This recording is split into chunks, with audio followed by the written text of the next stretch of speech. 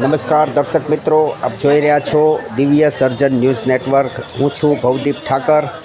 આજરોજ અમરેલીમાં stationary association વેપારી દ્વારા કલેક્ટરશ્રીને અપાયું આવેદનપત્ર.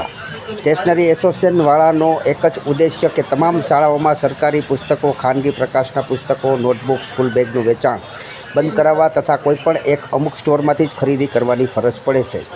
તે પ્રથા બંધ કરાવવા બાબત અમરેલીના તમામ જિલ્લાના આવેલી ગુજરાત બોર્ડ તથા CBSE બોર્ડની ખાનગી પ્રાથમિક, માધ્યમિક તથા ઉચ્ચ માધ્યમિક શાળાના વિદ્યાર્થીઓને પુસ્તક, નોટબુક, સ્કૂલ બેગ વગેરે વસ્તુઓની સંચાલકશ્રી દ્વારા શાળાની અંદરથી ખરીદી કરવાની ફરજ પાડવામાં આવે છે અને અમુક શાળા ફક્ત એક અથવા અમુક દુકાનદારને ત્યાંથી જ ખરીદી કરવાની ફરજ પડે છે, તો તે બંધ કરાવવા અરજ છે. એસોસિએશનની માગણી નીચે મુજબ છે.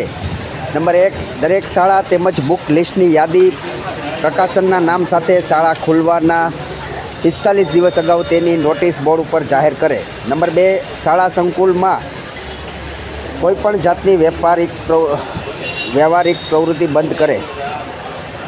નંબર 3, કોઈપણ શાળાના પોતાના નામની નોટબુક તથા ફૂલ સ્કેપવાળી બુક છપાવી શકતા નથી. સમગ્ર જિલ્લામાં 500થી વધારે પ્રમાણે સ્ટેશનરીના વેપારીના અસ્તિત્વ માટેની લડાઈ છે, તો તે બાબતે તાત્કાલિક ધોરણે પગલાં લેવા અમારી આપશ્રીને નમ્ર વિનંતી છે.